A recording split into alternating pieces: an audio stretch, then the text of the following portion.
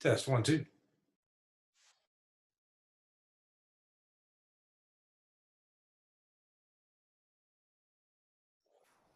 Test 1, 2.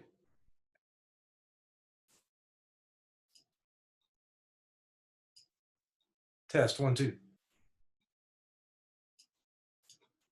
Test 1, 2.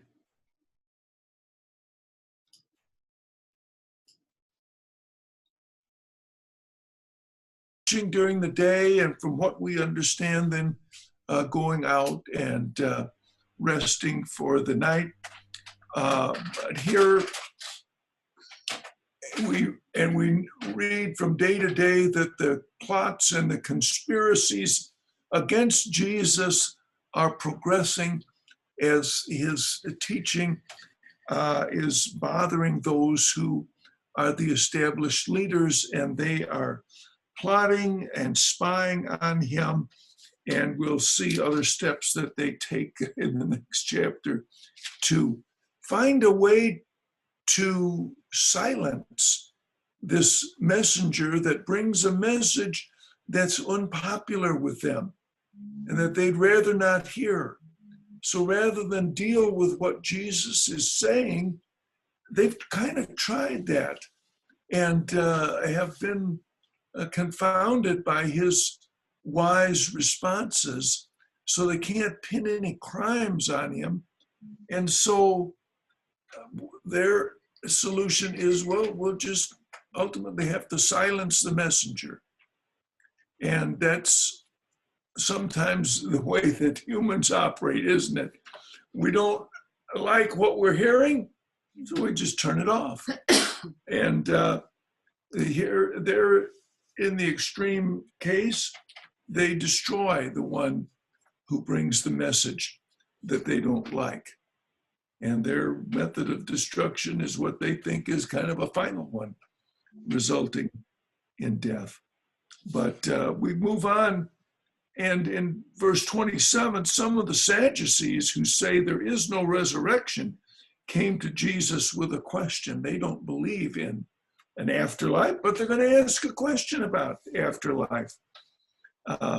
Moses wrote for us that if a man's brother dies and leaves a wife but no children, the man must marry the widow and have children for his brother. Now there were 7 brothers. The first one married a woman and died childless. The second and then the third married her, and in the same way the 7 died, leaving no children. Finally, the woman died too. Now then, at the resurrection, whose wife will she be, since the 7 were married to her? And if we've studied the Old Testament, we're familiar with that teaching of Moses and raising up children for a dead brother. And so have they got Jesus here? No. No. Why not? Because Jesus, he knows what they're up to. Okay. Yeah, and he can read their minds. So it's not really a sincere question, is it? They're just trying to. Yeah.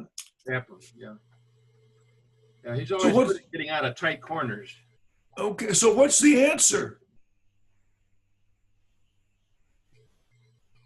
That in the coming age, there won't be any marriage. Yeah, that's an interesting. He says your conception of the afterlife as being more or less exactly the same as the current environment is in error. So the afterlife is going to be different. And so we get just a little bit of an opening into that spiritual realm. The people of this age marry and are given in marriage, but those who are considered worthy of taking part in that age, kind of an interesting way to put it, and in the resurrection from the dead will neither marry nor be given in marriage, and they can no longer die, for they are like the angels. They are God's children, since they are children of the resurrection. But in the account of the bush, even Moses showed that the dead rise, for he calls the Lord the God of Abraham and the God of Isaac and the God of Jacob. He is not the God of the dead, but of the living, for to him all are alive. So that last part is aimed particularly at the Sadducees who don't believe in a resurrection. And he's saying that these words imply or suggest or confirm that Abraham, Isaac, and Jacob are indeed alive. When? The account of the bush. What account is that? When Moses encountered the burning bush, Yeah. before he actually went and became the the leader of the Hebrews in Egypt. Yeah. But we just kind of read that, and but Jesus points out the implications of those words and the way that they're expressed, that Abraham, Isaac, and Jacob are alive at that time.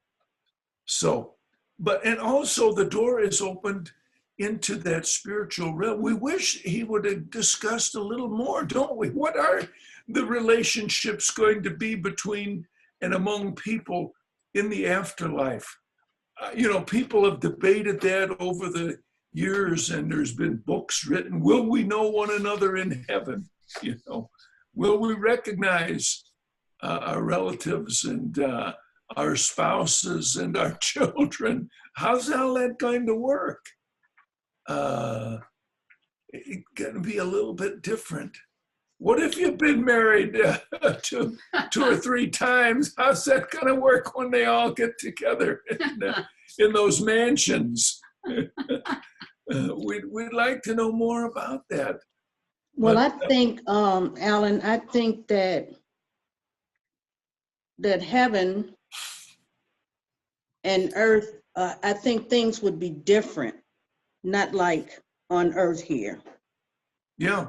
Yeah, being in heaven a lot different from earth.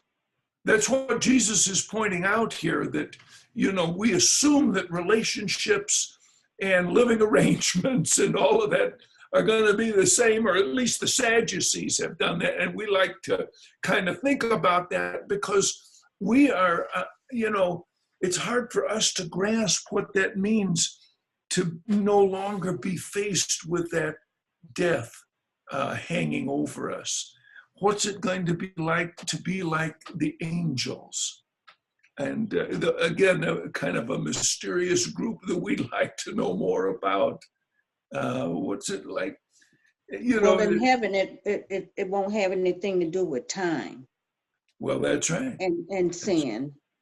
That's right. And the suggestion here that there's no longer death, it kind of suggests that on the earth, what would if there was no new generation when we died, there'd be no more people left, kind of suggesting that the purpose of this thing of marriage and is to keep the earth populated. In fact, that's one of the instructions at the beginning of time there, get married and keep the earth populated. But without death, that's not necessary. So anyway, it raises some questions that we'd like to know more about, but I guess we just have to wait. Will we all live in our own mansion, or will we share with somebody else? Kind of. I think that's kind of figurative, Okay. Not going to be a literal mansion, Well, a mansion is an apartment, really, in Old English or in the British English, but we think that it's a richly adorned place. But if you go to London, you'll find mansions, just, an apartment building on a street called the Mansions. But anyway. Alan, we don't know everything we like to know about heaven, but we do know that we'll be able to recognize people. And we know there Yeah. won't be any unhappiness, any death. And so that means we'll be kind of a special family, you know, I think. That's what Somehow people will get along. we're Right. going to get along. There won't be Yeah. any fighting, any fussing, you know, any of the stuff that goes on in our earthly families sometimes. Yeah. That'll be a blessing. We won't be subject to that other thing called temptation. Somehow our desires will be changed. Anyway, Jesus here is making the point. There is a resurrection, and it's different. And so he gets out of that trap. So now it's time in verse 41 for Jesus to ask them a question. He says, how is it that they say the Christ is the son of David? David himself declares in the book of Psalms, and that's Psalm 110, the Lord said to my Lord, sit at my right hand until I make your enemies a footstool for your feet. David calls him Lord. How then can he be his son? And so there's a lot of lords in there. What is Jesus getting at here? We can turn over to that psalm if you want it. I don't think we've covered that one on Wednesday night. Maybe we'll get to it. It's a short one. And again, the Lord says to my Lord, sit at my right hand until I make your enemies a footstool for your feet. The Lord will extend your mighty scepter from Zion. You will rule in the midst of your enemies. And jumping down, the Lord has sworn and will not change his mind. You are a priest forever in the order of Melchizedek. So kind of a strange psalm, but through our understanding of the New Testament, we have some appreciation of what's going on there. What's all that all about? Who are all those lords? If you have certain editions of the scripture, one of them is in small capitals and the other has some small letters. So I don't know. I think they didn't know that Jesus was God. okay, that's the point that he's ultimately getting at, isn't he? His nature as Lord. And what does he say? If he were to ask them, who is the Messiah to be the son of? What's the response that he discusses here?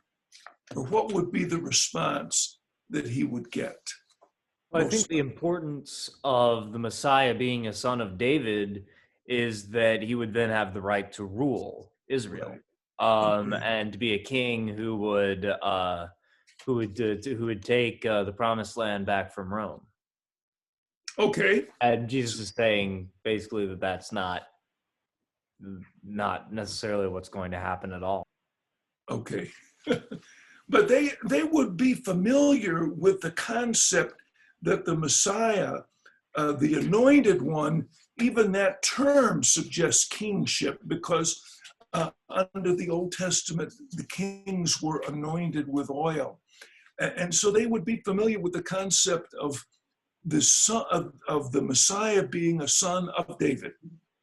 And that is promised in various places throughout the scriptures, that David will have a descendant that will, do a lot of things, redeem his people, bring them back, set up a kingdom that will last forever. Isaiah says a shoot will come up from the stump of Jesse, David's father. From his roots, a branch will bear fruit. The Spirit of the Lord will rest on him, the Spirit of wisdom and understanding, and so on. And we could go through, I think, just about each one of the prophets and show where there is a promised descendant of David who's going to bring about good things. Ezekiel says, I will place over them one shepherd, my servant David, and he will tend them, and he will tend them and be their shepherd. And the Lord will be their God, and my servant David will be prince among them. Interesting here, he refers to David, but the son of David or the descendant of David is undoubtedly meant there and in a number of other places. So Jesus' point is, okay, it's generally understood that the descendant of David or the son of David will be the one who restores the kingdom in a sense. But in this Psalm 110, David calls him Lord. So how could David call his son his Lord? In that patriarchal society, your son is is subsidiary to you at all times. And so Jesus is raising this to kind of stretch their minds a little bit. How can David's son be David's Lord? And what's the answer to that? They don't seem to have an answer, or we're not told. Jesus is the Lord of all. He's a higher Lord. Okay. Jesus, as a descendant of David, yet is David's Lord, or is, superior to David. Why? He's God. Okay, because he's son of David, but he's also God. And so that is the concept that Jesus opens to them, that he, as the son of David, a son of David, is God and is, in fact, son of God. And so that's what I mentioned last time, that we would at least touch upon in connection with this passage. Jesus, we're very familiar with that concept of Jesus is the Son of God. And there's a lot of scripture that discusses that. But what does it mean?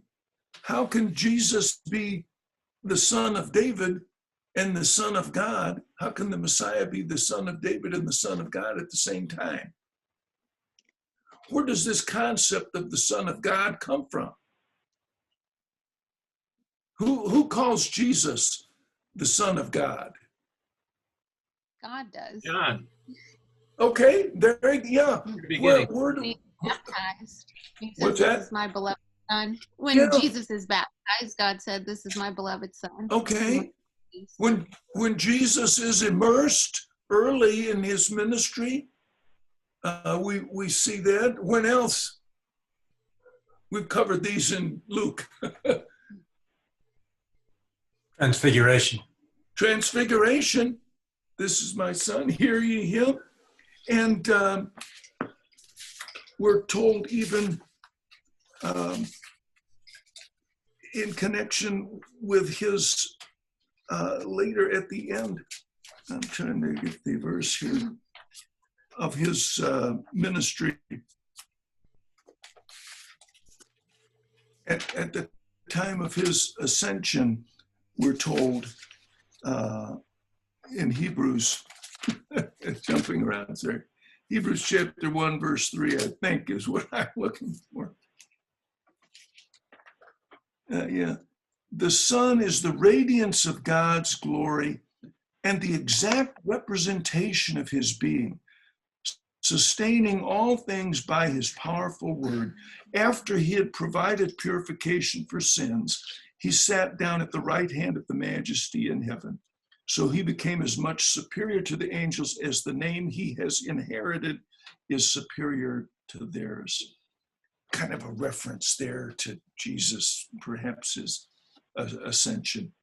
The radiance of God's glory, the Son is the radiance of God's glory and the exact representation of his being.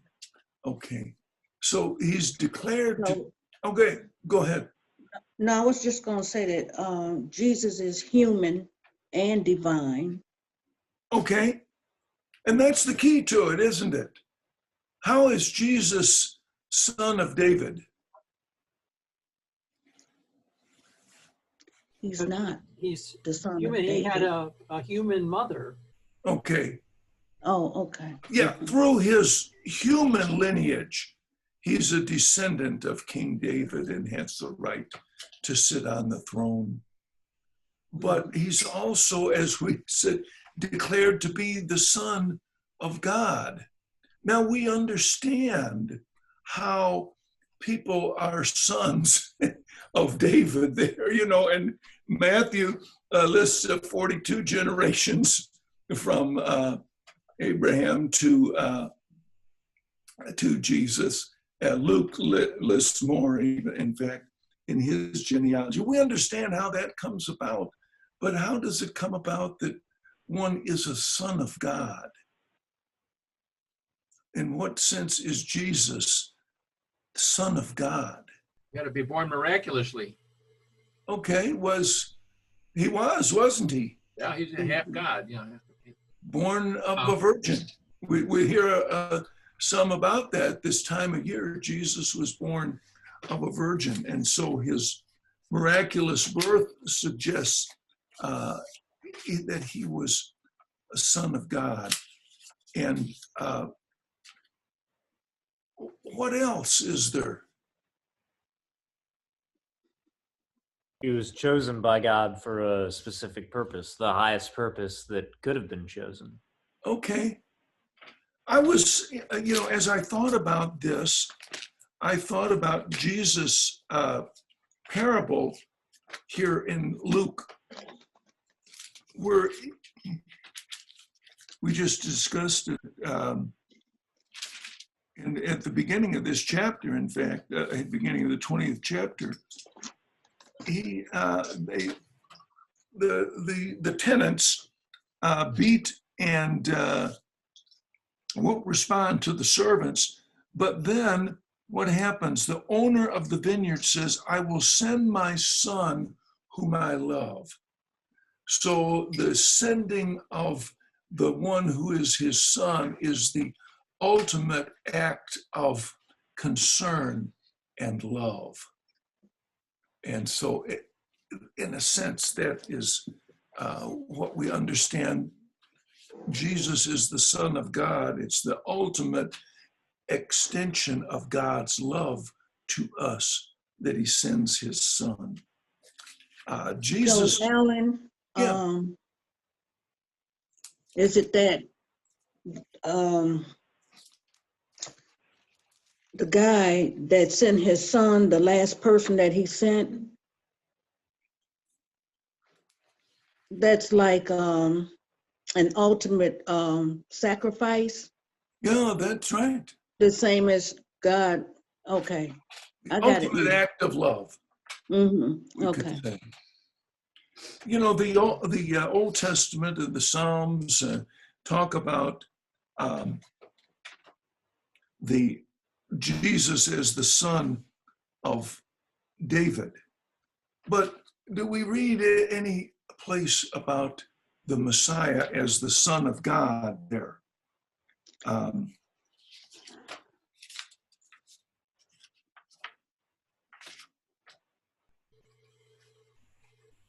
In Psalm chapter 2, I don't know that we've gotten that one. Do we cover that one? Anyway, Psalm chapter 2, verse 7, we read this. I have installed my king on Zion, my holy hill. That sounds very much like the prophecies that, the son of David is coming. But here he goes, I will proclaim the decree of the Lord. He said to me, you are my son. Today I have become your father. You are my son. But he uses that concept, or those words, I have become your father. We understand how someone becomes a father in this life, But why would he use that terminology there? I've become your father. Because we've been adopted. How about that? Not a Okay. physical thing, it's more through adoption. Some of us have been adopted in a physical sense and also in a spiritual sense. Was Jesus adopted? No, because we understand that. What else do we understand about Jesus? You know, a son is usually younger than a father, right? But Jesus, what do we understand about Jesus, the Messiah? He was with God and he was God. Yeah. John chapter 1 makes that clear. In the beginning was the Word, and the Word was with God, and the Word was God. Some have suggested, well, here, in a sense, a son, we think of him in a physical sense, but in the Mideast, a son could also be somebody else who was your associate and in a sense under you. In other words, sometimes they would call another king my son. A dominant king would call another king my son, and he would be kind of representative of that, you know, the big king. So in a sense, the sonship can involve, in addition to the physical relationship, a representational relationship, if you will.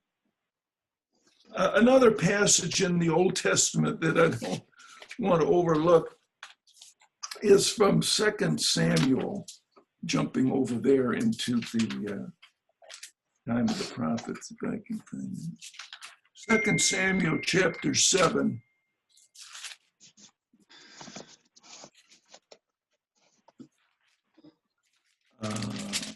Okay. Oh, let's see. This is Nathan the prophet. Let's begin 2 Samuel chapter 7, verse 11, middle of verse 11. The Lord declares to you that the Lord himself will establish a house for you. David, that is. And when your days are over and you rest with your fathers, I will raise up your offspring to succeed you, who will come from your own body, and I will establish his kingdom. He is the one who will build a house for my name, and I will establish the throne of his kingdom forever. I will be his father, and he will be my son. When he does wrong, I will punish him with the rod of men, with floggings inflicted by men. Now, this is talking about Solomon, but it's also talking about how the descendant of David will be my son. And so a concept of sonship here extended from beyond just a physical relationship between a father and a son, here to God and the descendants of David, or the descendant of David, and we see that extended further in the time of Christ. So we begin to see some usages of the concept of sonship as representational and as going beyond just the physical. I kind of stress this because, as I mentioned last time, I got an email from a friend who is teaching some World Bible School students. And he sent me a list of questions that had been raised by 5 different students. And each one of those questions got back to this very crucial matter. You know, what does it mean that Jesus is the Son of God? You know, where was Jesus before he was born? You know, questions like that. And I don't know if you've encountered them in teaching or talking about this with others, but that's one of the things that comes up is, what is the nature of Jesus and God? how can Jesus be God's son, and yet he is God? You know, some of the religions can't accept the fact that the son could be God. He's got to be created at some point in time. He's a subsidiary God, or he's a junior God, or something like that. But the scriptures say no, that Jesus is God. So, what else? He's the essence of God. He says, I and my Father are one. And we view that as not just one in purpose, one in intent, that they're in agreement, but that it means more than that. I'm just looking at some passages here.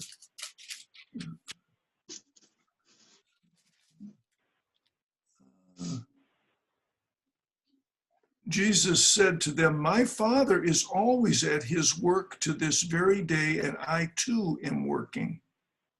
And suggesting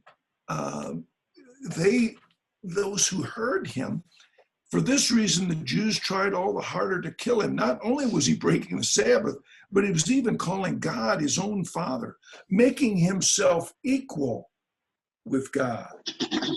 So they understood Jesus' teaching that he was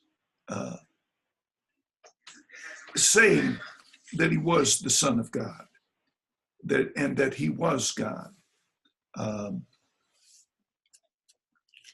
Jumping over a little further in John chapter 8, verse 42, Jesus said to them, if God were your Father, you would love me, for I came from God and now am here. I have not come on my own, but he sent me. Why is my language not clear to you? Because you are unable to hear what I say. You belong to your father, the devil, and you want to carry out your father's desire. But Jesus came to carry out his father's desire. Again, the concept of son as one who is sent.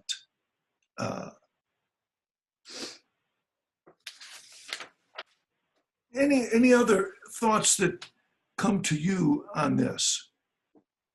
It was something that Jesus, early on in his ministry, he's talking to Nathanael. Nathanael, after just association with Jesus, says, you're the Son of God. It was a critical issue. The high priest asked Jesus, are you the Son of God? That was one of the accusations against him. So other people understood this concept that the Messiah would be the Son of God, described as the Son of God. I don't know if we've touched on the answer. And I think it's really interesting that in Luke, Jesus, none of the Gospels, I think, Jesus doesn't really call himself that.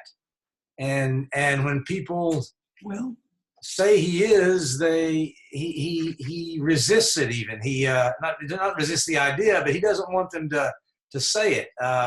Luke 4, the demons, you're the Son of God, and he rebuked them and wouldn't allow them to speak because they knew he was the Messiah.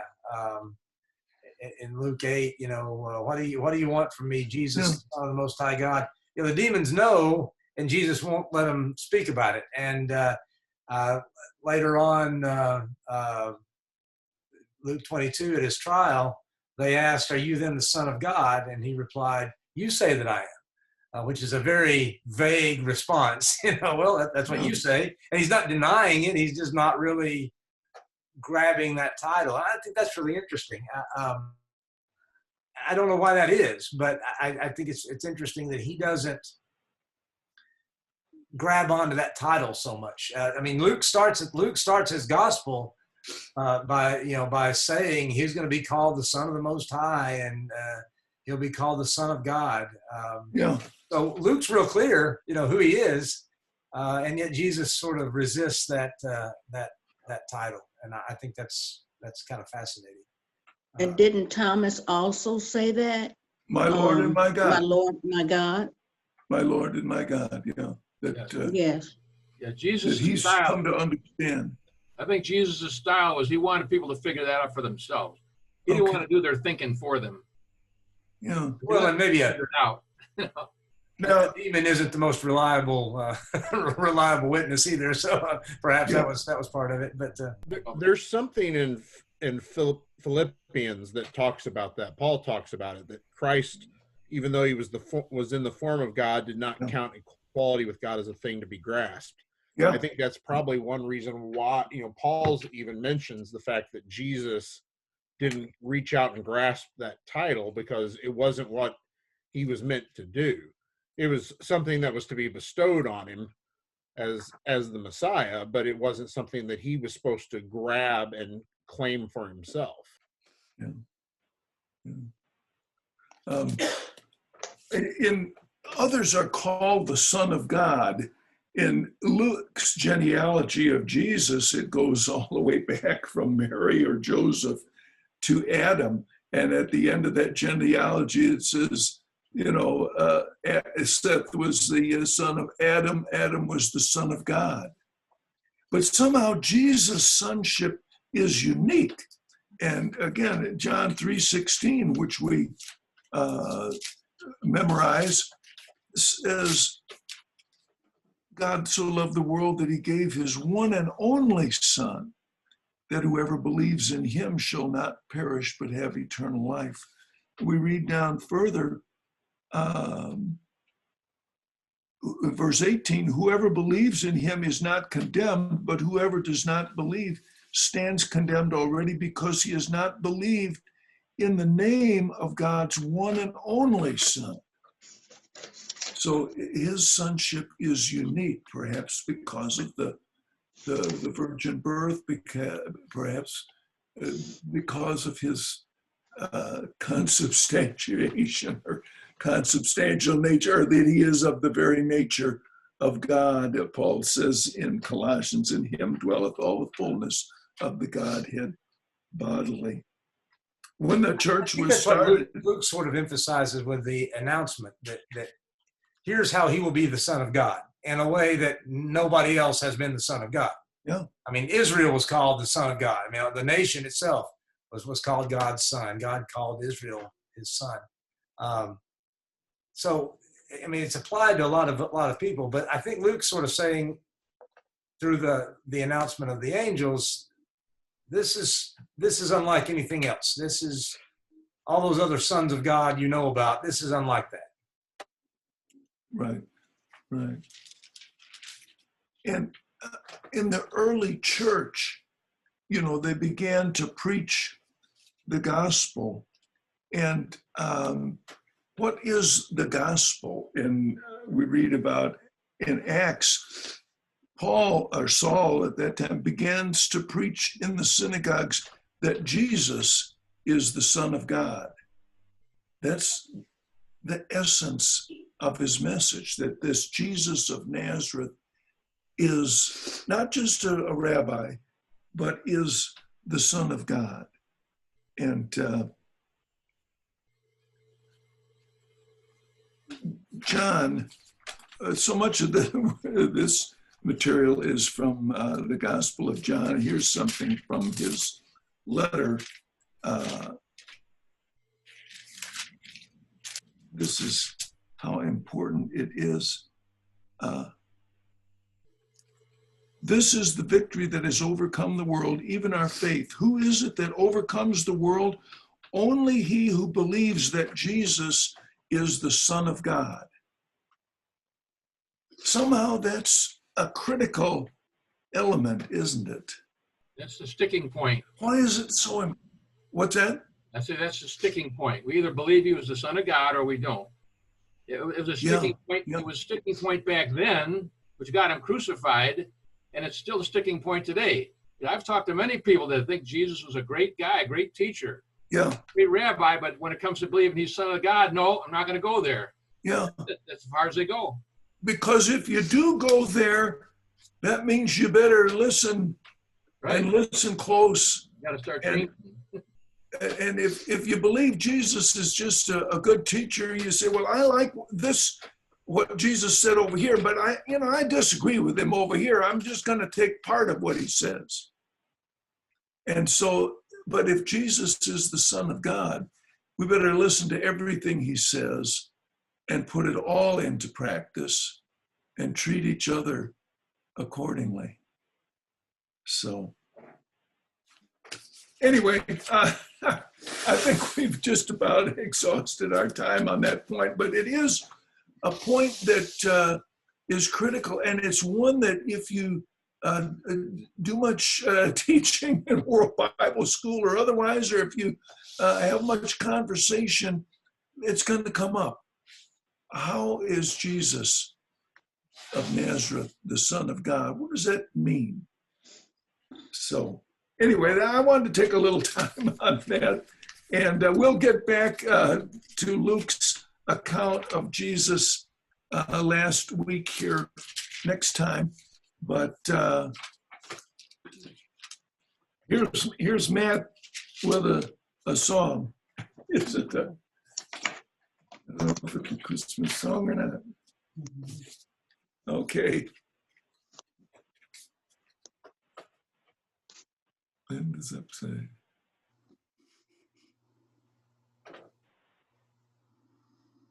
It's coming. Hang on. Okay.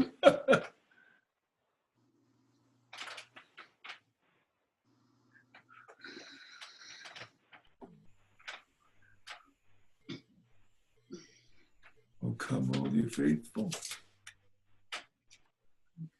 All that. Linda's upside down.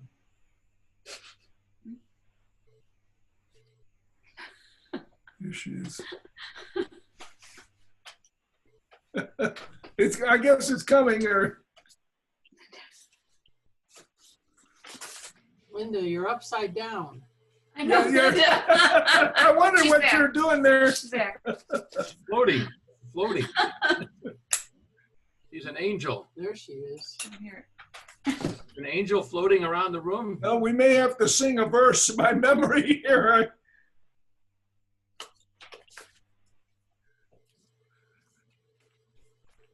Am I supposed to press a button?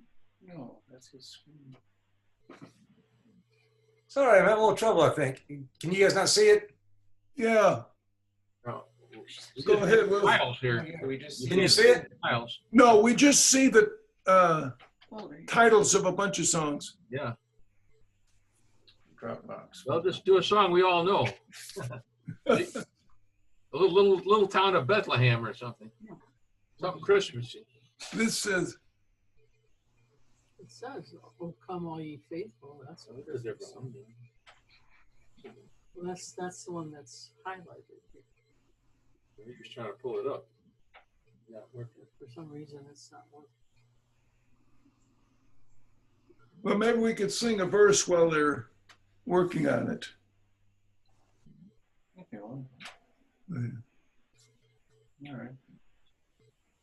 Oh, come all ye faithful, joyful and joyful. Oh, come ye all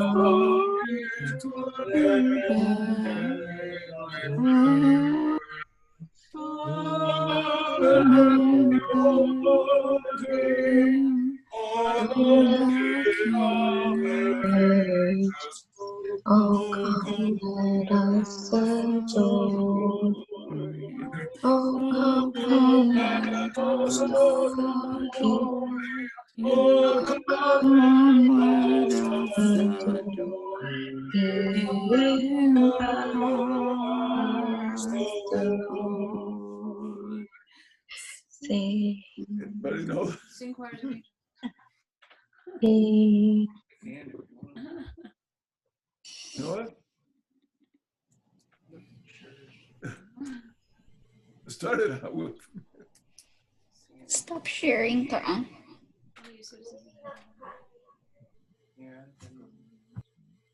go ahead and we'll come in. He's not sure. Sing choirs of angels. Choirs of angels is the next one. Oh, well. All right. Well, Can you guys not see it? No. Yeah, we just see the Dropbox folder. Still not? No. Yeah. Stuck in cyberspace. Still can't see it? No. no. All right. I don't know then. Sorry. That's okay. It's on vacation. Sing, we'll each sing our own second verse.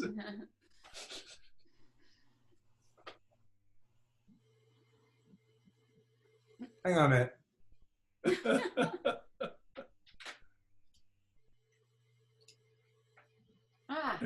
There we are. Oh, Better now? Yes. Yeah. yeah. All right. You hit the wrong button, the right button. Choirs of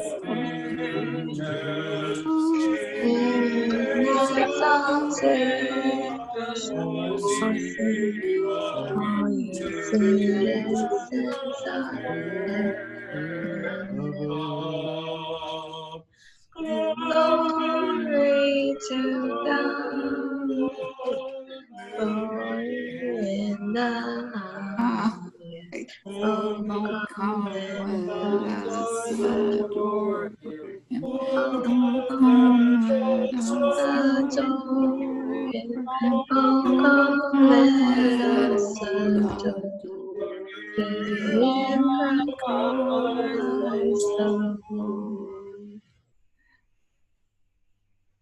Well, we got a little part of it. God heard it. Sorry, I can't. Yeah. Don't worry, Patrick. We'll It's a good note to close on. I think we'll have to do it. All right, have a good week, everybody. Thank you. okay. Everybody. We'll see you Bye, guys. Wednesday. Happy Happy holidays. Wednesday. Yeah. Bye-bye. Christmas. Bye. Happy holidays. Bye, everybody. Happy holidays. Merry Christmas. Please let me down. You too.